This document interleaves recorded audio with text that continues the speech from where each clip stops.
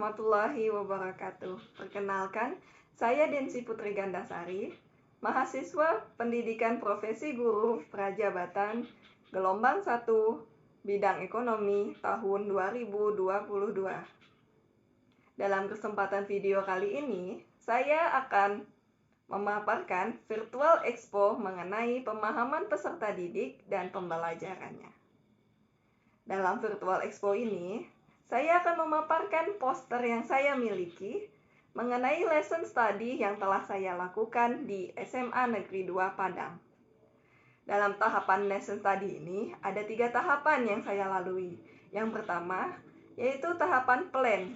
Yang kedua, ada tahapan do. Dan yang ketiga, tahapan see.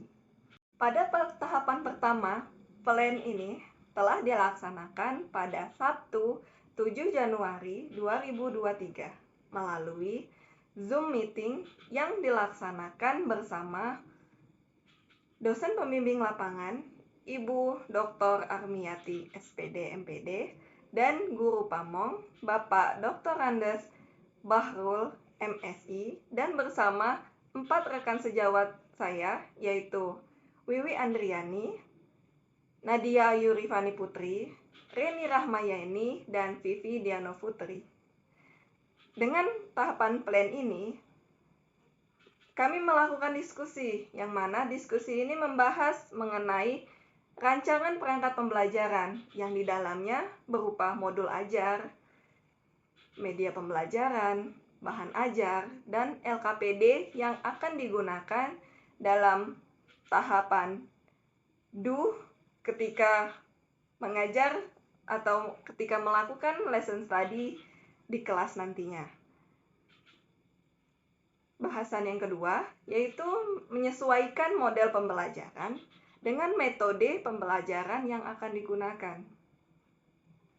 Dari hasil tahapan plan ini didapati, modul ajar yang saya gunakan akan menggunakan model pembelajaran berupa problem-based learning, di mana problem-based learning ini digunakan untuk melatih peserta didik agar mampu mengembangkan cara berpikir kritisnya melalui LKPD yang di dalamnya menggunakan kasus yang memancing peserta didik untuk mampu berpikir kritis. Serta metode pembelajaran yang saya gunakan dalam modul ajar yang saya miliki yaitu metode pembelajaran pre-stay and pre-stay.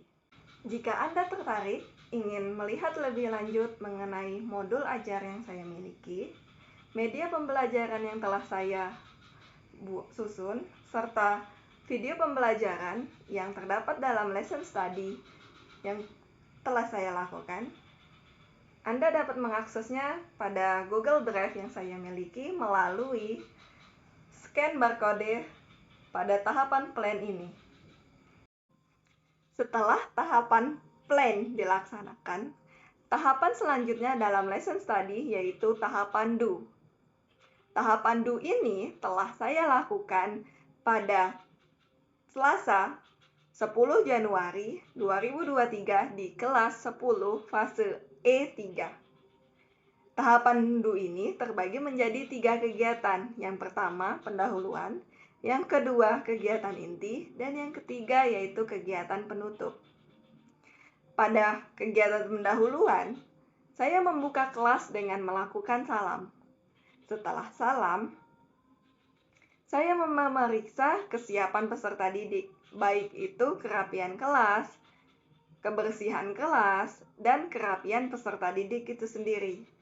Setelah mengecek kesiapan peserta didik, selanjutnya saya memeriksa absensi untuk mengecek kehadiran peserta didik. Setelah pendahuluan, memasuki ke dalam kegiatan inti. Kegiatan inti ini dimulai dengan melakukan apersepsi. Tujuannya untuk mengingatkan kembali peserta didik mengenai pembelajaran yang telah dilakukan sebelumnya, yaitu mengenai materi lembaga keuangan bank. Setelah melakukan apersepsi, selanjutnya itu menghubungkan antara materi pembelajaran sebelumnya dengan materi yang akan dipelajari pada hari ini, yaitu mengenai materi bank sentral. Setelah itu, guru menyampaikan tujuan pembelajaran. Adapun tujuan pembelajaran pada tahapan DU ini menjadi 3. Yang pertama yaitu peserta didik diharapkan untuk mampu mendeskripsikan apa pengertian bank sentral. Tujuan pembelajaran berikutnya yaitu peserta didik diharapkan untuk mampu mengetahui apa tujuan dari bank sentral. Selanjutnya, pada tujuan pembelajaran, peserta didik diharapkan untuk dapat menjelaskan apa saja fungsi dari bank sentral. Setelah tujuan pembelajaran dibacakan, kegiatan inti berikutnya yaitu melakukan pertanyaan pemantik. Pertanyaan pemantik ini digunakan untuk menyiapkan peserta didik sebelum memasuki materi pembelajaran. Setelah melakukan pertanyaan pemantik, barulah memaparkan materi yang akan dipelajari, yaitu pengertian bank sentral, tujuan tunggal bank sentral, dan fungsi bank sentral. Setelah memaparkan materi, kemudian langkah selanjutnya yaitu pembagian kelompok. Dalam kegiatan inti ini, kegiatan kelompok dibagi menjadi 6 kelompok. Dan di dalam 6 kelompok tersebut terdapat 6 peserta didik. Setelah kelompok dibagikan, barulah guru menyampaikan. Setelah peserta didik duduk di dalam kelompoknya masing-masing, guru akan lebih mudah untuk menyampaikan aturan diskusi. Aturan diskusi ini akan dilakukan dengan metode pre-stay and pre-stray, di mana setelah diskusi dilakukan, peserta didik akan mengutus 3 temannya untuk tetap berada di dalam kelompok dan mengutus 3 lagi temannya untuk berkeliling ke dalam kelompok-kelompok lain. 3 peserta didik yang stay atau tetap berada di kelompok ini akan menjelaskan mengenai hasil pembahasan diskusinya kepada kelompok lain yang akan mendatangi kelompok tersebut. Dan kemudian 3 peserta didik yang stray atau melakukan perjalanan atau keliling ke dalam kelompok-kelompok lain, 3 peserta didik tersebut mencari informasi atau bahasan yang berbeda dari diskusi kelompok lain. Setelah kegiatan stray ini dilakukan, kemudian 3 peserta didik tersebut kembali lagi ke dalam kelompoknya untuk dibahas kembali dengan kelompoknya hal-hal atau informasi yang berbeda dengan hasil diskusi yang telah dilaksanakan pada kelompok masing-masing. Disebabkan oleh waktu pembelajaran yang akan habis, maka setelah peserta didik melakukan diskusi kelompok, peserta didik belum dapat melakukan presentasi, sehingga presentasi akan dilaksanakan pada pertemuan berikutnya. Selanjutnya, setelah diskusi berlangsung, peserta didik diminta untuk kembali kepada bangkunya masing-masing. Pada 10 menit terakhir dilakukan kegiatan penutup, di mana guru bertanya kepada peserta didik mengenai materi pembelajaran yang telah dibahas. Yang manakah materi pembelajaran yang belum dipahami oleh peserta didik?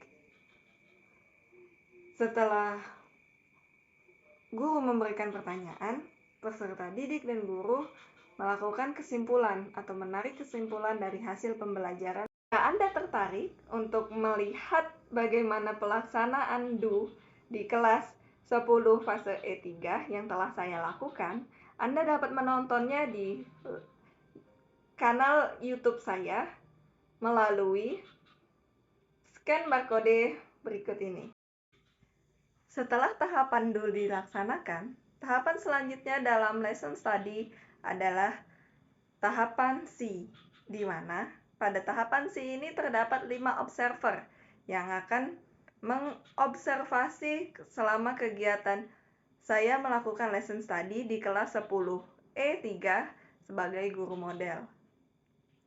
Adapun hal yang akan diobservasi yaitu apakah semua peserta didik benar-benar telah belajar tentang topik pembelajaran hari ini, bagaimana proses mereka belajar, peserta didik mana yang tidak dapat mengikuti kegiatan pembelajaran pada hari ini, dan mengapa peserta didik tersebut tidak dapat belajar dengan baik, serta menurut Anda sebagai observer, apakah penyebabnya dan apa yang menjadi alternatif solusinya. Setelah tahapan C ini dilakukan, ada tahapan selanjutnya yaitu kegiatan selanjutnya yaitu refleksi. Refleksi ini dilakukan untuk mengobservasi atau mengemukakan permasalahan selama melakukan kegiatan pembelajaran. Di mana refleksi ini bertujuan untuk menyusun rencana tindak lanjut pada pembelajaran berikutnya.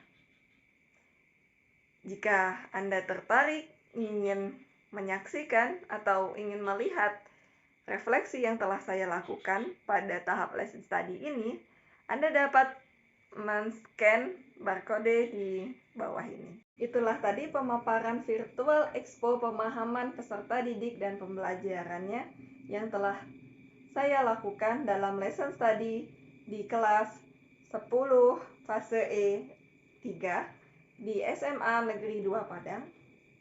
Terima kasih telah berkenan menyaksikan. Saya akhiri. Assalamualaikum warahmatullahi wabarakatuh.